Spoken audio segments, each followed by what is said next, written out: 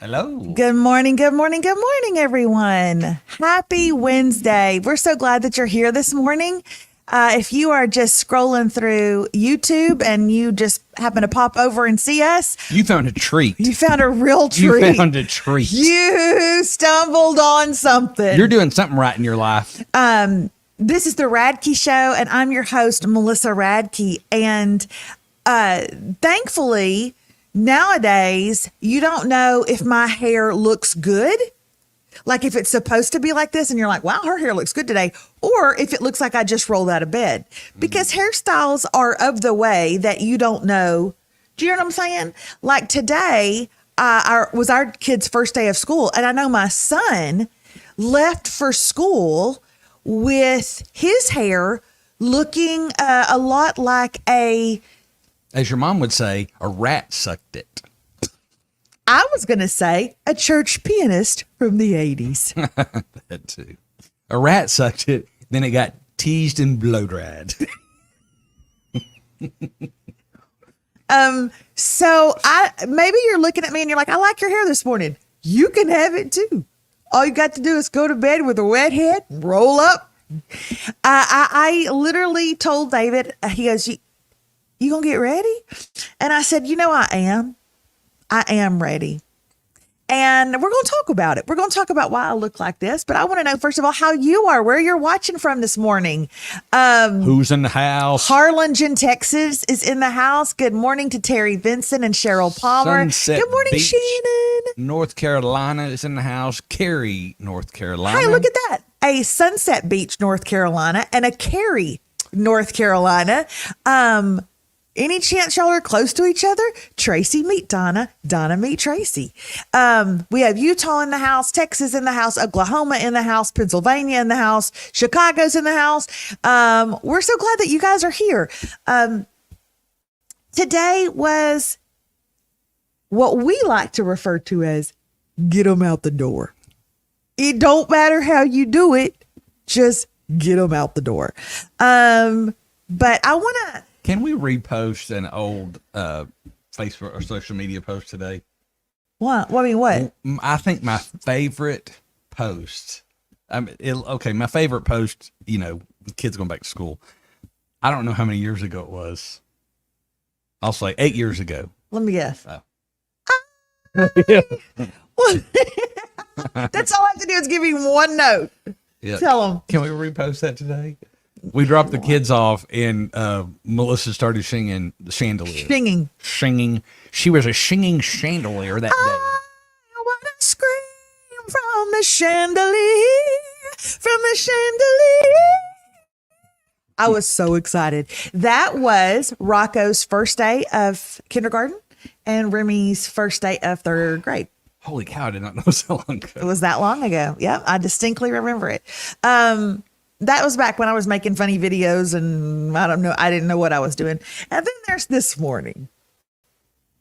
And so honestly, on a more serious note, and we'll get to some, fun stuff in a second, but it was rough this morning. It was rough. And Remy's last first day. She was a senior. She's a senior. And David told me, he said to me before we started the show this morning, I don't want to get on here if you're going to bash Remy. How can you bash an 18-year-old? That's pretty easy. That is so in uncharted waters themselves. You know what I mean? Like, I'm going to get emotional. Here's the thing. So my best friend just called me out of the blue. She just called. Janet just called. And she's like, hey, I was thinking of you this morning. I was like, of course you were, because I'm having a terrible morning. If I had not had a bad morning, I would not be crying. I'm not the mom that cries because it's her last day. Like, that's exciting to me. I'm crying because it's all so new to us. The feelings that she's feeling, the uncharted waters that she's in of adulthood. I'm 18. Most of my kids my age are going off to college. I'm here because my parents held me back, or as she says, drugged me back in kindergarten. Which we would do again every day of the week. Have your kid be the oldest in the grade, guys. Have them be the oldest. Anyway, it's such new territory for me as a mom to parent an almost adult, but it's so new territory for her too. So I just went back to my room and I did what I do when I am sad. I write. And so I want to share with you what I just wrote. I doubt you've seen it because you're sitting here and I just put it up on the internet. And so I thought that I would share it. Everybody is posting first day of school pictures and they're so beautiful and their kids are smiling and ours are no different. Ours are no different. We have a beautiful picture of Remy, a beautiful picture of Rocco, a beautiful one of them together, and they're smiling. But I know that we barely got that picture out with Remy, right? We barely got that picture taken because there were so many tears and so much yelling. And so it makes you wonder as you look at first day of school, first day of college, whatever, pictures this morning, what's really going on behind the scenes. So I thought I would be honest. I thought I would just be honest and tell you. So this is what I wrote. Shout out to the mom who screamed this morning, who woke up with good intentions and set out the bacon and the eggs and made the iced coffees, who made sure music was playing in the house and everyone was happy and awake, who had her kitchen smelling like breakfast croissants before even one person was in the shower, who fed the dog and the cat and even stuck herself some bacon, and who went down the hall to make sure everyone knew what time it was, who opened up the door to her 10th grade son's room and saw that he was 6'1" now, who tried to hug him, but he pulled away, who told him how handsome he was as he replied, I know, who told him, I love you, and got an I love you too, Mom, back, and then who made the mistake of opening up her daughter's door. Shout out to the mom who screamed this morning, who looked in and saw a kindergartner with a bob haircut in the body of an 18-year-old senior, who said, let's move faster this morning, and was told, oh my gosh, get out of my room, who checked on her moments later to find that she had tried on absolutely nothing that she had been bought for back to school clothes, and therefore none of it fit, and it was all the mom's fault, who had a door slammed in her face, and who cried on the way back to the kitchen. Shout out to the mom who screamed this morning, who looked at the clock and decided this was ridiculous, who made her way back down the hall and stood her ground and took no crap, who wanted first day of school pictures whether you like it or not, who took the pictures amidst the tears and the angst and the heavy sighs, who watched them drive away and felt like a failure, who ended up on the couch in a ball crying. Shout out to the mom who screamed this morning, who wondered where the little girl went, the one with the bob haircut, the crooked glasses, and the missing teeth, who wanted a redo, not just for this morning, but for the past few years, so you could get it right and do it better, who looks into the eyes of her 18-year-old senior and isn't as familiar with her as she once was, who has spent hours on her knees praying over this child, who knows that this is normal, but doesn't mean it isn't painful, who wants to drive up to the school and just hold her, who feels all of these things, but still has to parent and discipline and pray and listen and teach and instruct and guide and reprimand, who is tired, who is down but not out, who waits with bated breath for it to be 4 p.m. so she can see her children, hug them, and do it all over again the next day.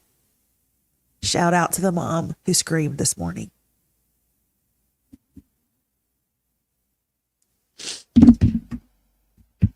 Happy Wednesday.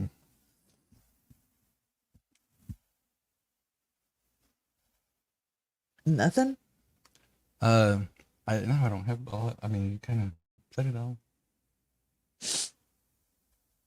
Did you feel that way? Yeah, a little bit. I mean, dads are different. We're wired different. That is so real. Isn't life beautiful? Live and be present. Been there, done that. I think it's easier to parent them when they are young. Mine are 30 and 27, and it's so much harder now. They need me less. Yeah, someone said 1 million books have been written on how to parent your children, and like 2 have been written on how to parent your adult child. So there's money in that if anybody's interested. It's just, it can be hard, you know. Usually on Wednesdays, we tell you what we're watching, what we're liking, and everything. And I will tell you, Remy and I sat in my room last night and watched a show that we are loving. And the girl on it reminds me of Remy. And there are so many of those moments. And I think it's because there are so many good ones, right? That it makes the hard ones feel that much harder. Hard, Yeah. But what are your feelings on it being her first last day? I don't know. I'm not. That's not like an emotional one. Me neither. For me. I mean, just. It's really not. It's not. Yeah. I mean. Yeah, I don't like. She has her last tennis match tomorrow. And I don't think that will upset. I mean, we can't do that. It's more the end, like the last. This is the last tennis match, or this is the last. Those might start going. Yeah. Because I won't get to see that again. Y'all be with me. I'm gonna get to see her go to school every day this year. Y'all be with me when it's the end of the school year. But right now, let's send them on. You know what I'm saying? When the roll is called up yonder, I'll be there. Well, when the attendance is called at school, I'm going to need them in them seats. Okay. I'm just unemotional about stuff like that. But anyway, on Wednesdays, thank you for giving me a chance to share that. On Wednesdays, we talk about what we're seeing, what we're watching, what we're reading. So we have started, and you weren't even supposed to be in the room, but you ended up coming in the room and actually watching it with us. That show last night? Yes. A Good Girl's Guide to Murder. This is a brand new show on Netflix that is actually based off of a best-selling book called A Good Girl's Guide to Murder. And it is about the murder of a young girl in a small English little, what do they call those in England? Village, community. Little village in England. Super cute. And a little hamlet. Never heard of and she is murdered. And this young girl, this is 5 years later, and she's decided she's going to solve this murder. She's going to get up in everybody's business, essentially, is what's going on here. And we started it, and it's really so good. I heard the book was wonderful. Oh, good. Have you finished it? Is it good? I'll tell you that we have started the first couple of episodes, and we are loving them. So, yeah, Emily Gibbs says that it is so good. What are you watching right now? I don't know. Well, Remy and I started that show that you mentioned last week, At Wit's End. So let me tell them why you started that, and then I want to hear your opinion. So I told you guys last week that I was watching the new one on Hulu called At Wit's End, the hunt for a killer. And it's about Melissa Witt, who back in the early 90s, I think it was, went missing from a bowling alley parking lot. She was going in for the church league. She was going to meet her mom that night and then play for the church. And she went missing from the parking lot and was found like 6 weeks later. And so it's the hunt for her killer. I started that show and I had 1 or 2 episodes left when I told you guys to start watching it. What I realized after I talked to you guys was that this is one of those shows where literally, if you like the police / detective / FBI / forensic side of it, this is a show for you. I don't. I actually like more of talking to the family. Was it someone she knows? Like, let's go into her room and look at her diary. Like, I like the emotional side of it. I don't necessarily like the technical side. And this was definitely a show that is heavy on the technical. So I told David, I said, listen, Remy is talking about going off to college and she wants to study criminal psychology. I'm sorry, what does she want to? What is it called? criminology. That's what she wants to study. If she really does, why don't you sit down and watch this show with her and see what she thinks? So back to you. You guys have been watching it together. Yeah, and I think it's been interesting. I guess we've watched three episodes. Yeah, just the different people that are possible suspects, and they're talking about their traits and patterns. And that's boring to me. Does she like it? Stuff. She told me she did. She said she really liked it, and I asked her, okay, would you rather be like these people, because some of them are out like in the field, digging stuff up or looking at collecting stuff, or would you rather be like back in the office, like analyzing it, putting it all together? She's like, I kind of want to do both. Well, which probably a lot of people do both. But so this is very interesting. We might have a new suspect. Now, I haven't finished watching it. Maybe they found the suspect. I mean, the actual killer. But not only did Melissa Witt, the young lady that got killed, not only did she grow up in Terry Vincent's hometown of Fort Smith, Arkansas. Really? Terry was actually at the church league bowling night, the night that the That's girl a went lie. outside the bowling alley. Terry. Are you kidding me? Terry says she was at the bowling alley the night that she went missing. Oh my gosh. Has anybody checked Terry's car? I was going to say, y'all, we're combining two shows because I'm about to be the girl on A Good Girl's Guide to Murder. I'm about to pull this thing back up, and I'm going to start with Terry Vincent is what I know about it. Although Jenny H is from Fort Smith. Really? So we got a few possible suspects here. Oh my goodness.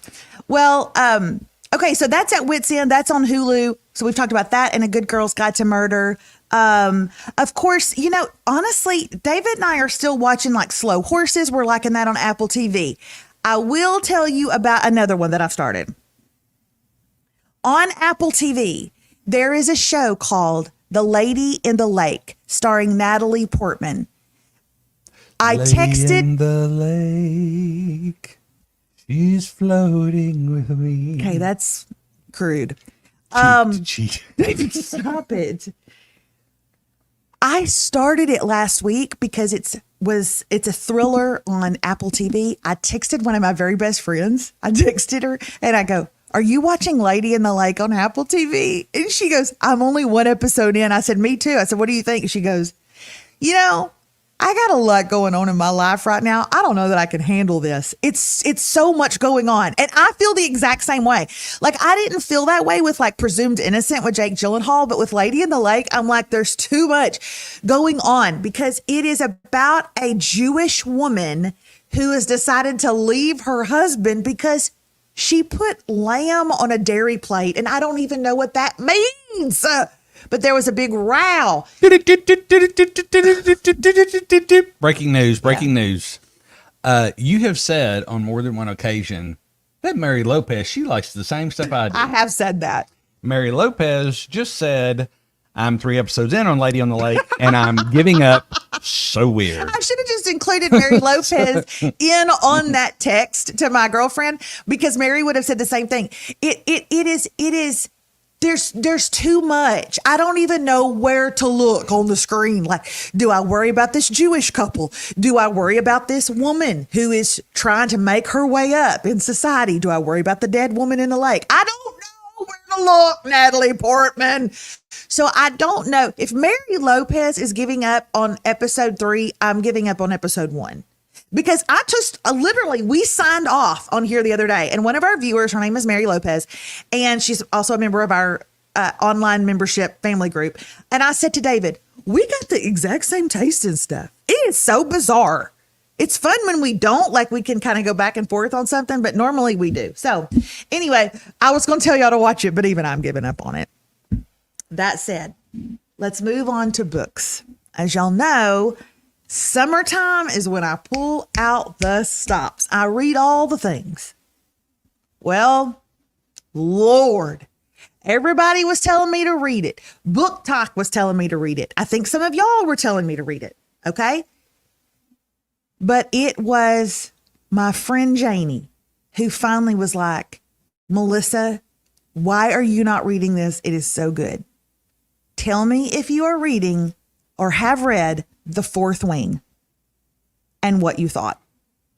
Because I am about, I don't know, 11 chapters in, and I am loving it. I am loving it so far. But I like dragons. I know that's weird. I like dragons and stuff like that. There is one thing, though, that bothers me. I have a question. Did dragons really exist?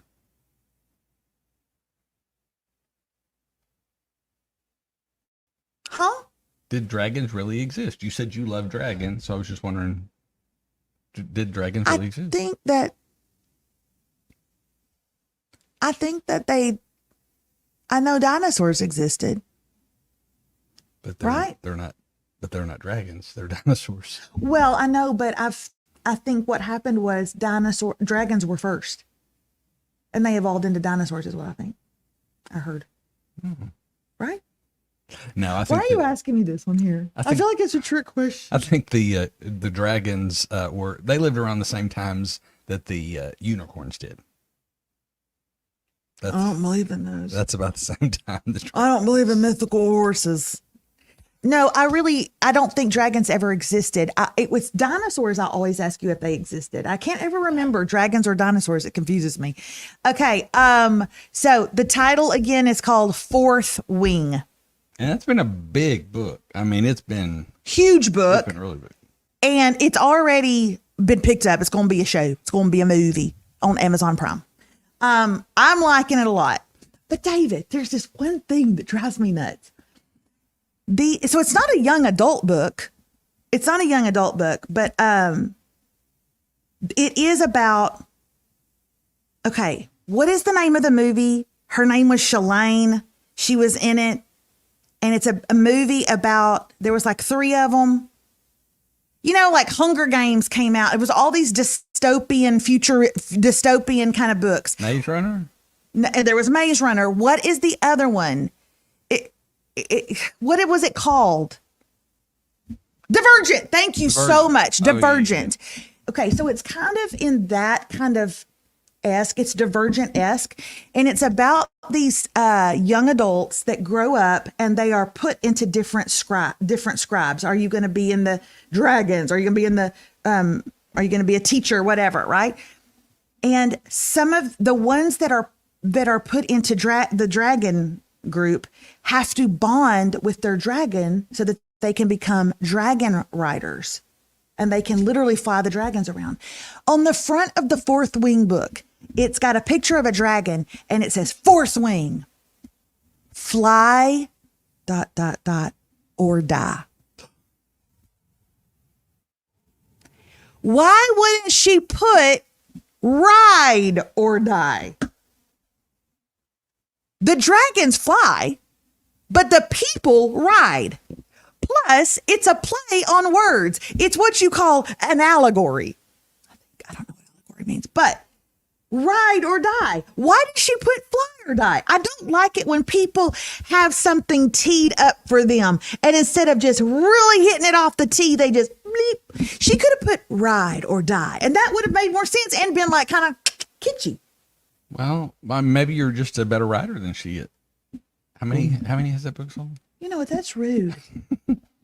Because it's millions and millions of dollars. It's funny worth. It's funny you were saying that because I just read it. I didn't read the whole article because it bored me after a second. But article talking about this person, how not only terrible is the book, It Ends With Us, but the movie was bad as well. It wasn't bad. But what they were saying is because of the writing. What's her name? Colleen Hoover? No, Lily. Lily Blossom Bloom. Lily Blossom Bloom. Uh-huh. And then the name of her place really irritated him because it was like, it's called Lily Blooms. Yeah, Lily Blooms. And he's like, why? It's right there. It's right there. It's what? Lily Blossoms. What? That doesn't make sense. You're saying it wrong. I'm saying it wrong. And it did make sense what they were saying. It's like, why wouldn't they name that? Her name is Lily Bloom, so it's Lily Blooms. Lily's Blooms. No, Lily stop, Blooms. stop. That's You're what- messing something up, and I'm not getting it, and I don't like it in Dragons and Dinosaurs. Okay? But the whole point is, they're just different people have different writing styles, and some of that stuff never even crosses their mind, you know. So this book called The Fourth Wing, has there been a first wing, a second wing, a third wing? Well, no. Why would I start with the fourth one? No, I don't. It's the wing that she's put in. They're put in different wings. And so she's put in the fourth wing. Okay. But there is already books after it. So I'm behind. Like a second and a third book has already come out. Yeah. And they've done just as well. So I'm behind. But I will tell you this. Reading It Ends With Us, watching the movie, now reading Fourth Wing, knowing that there's going to be a movie. I think I've got it in me. Oh, I know you have it in I you. think I've got a novel in me. I do. Problem is, to this day, and I say this with all the honesty in the world, and I say it in front of Jesus, who can strike me down if he wants to. I don't know the difference in fiction and nonfiction. Whenever I go to say, it's a really great Fiction. I will say this. It's a really great mystery book because I don't know whether to say fiction or nonfiction. So we're sitting backstage on Sunday. Is it the based worship team on truth, or is it completely made up? There's got to be a better way for me to remember it than that. But that's what it is. The girl beside me says, Mandy says beside me, we're talking about books and I'm telling them I'm reading The Fourth Wing. And Mandy goes, and another girl says, oh, well, I'm reading da-da-da-da-da. And Mandy says, I don't read a lot of nonfiction. And I don't know what she means by that. So I had to just literally back out of the conversation. Sue said, fiction equals fake. That's it. Maybe that's a quick and easy way. Fiction equals fake. Nonfiction is non-fake. So fiction is false. Nonfiction is not false. Nonfiction is not false. So are my books fiction or nonfiction? What do I write? Yours is nonfiction. My books are nonfiction. Yeah. They're not false. Right. But The Fourth Wing is fiction. I don't read a lot of fiction. Maybe that's what Mandy said. Like I read no fiction. Not a lot. I don't read any fiction. I just read Nonfiction. Oh. Okay. So nonfiction is going to be memoirs, autobiographies, stories about a time and place, like if a journalist wrote about, what happened in, Moscow that year. Those are all nonfiction books. Okay. Abraham Lincoln Vampire Slayer. It's a either or, David. It's a either or. Abraham Lincoln was fiction. No, he was not. No, he was not. Abraham Lincoln was nonfiction. Vampires are fiction. What is that book? Fiction. If it has something fake or false in it, it's fiction.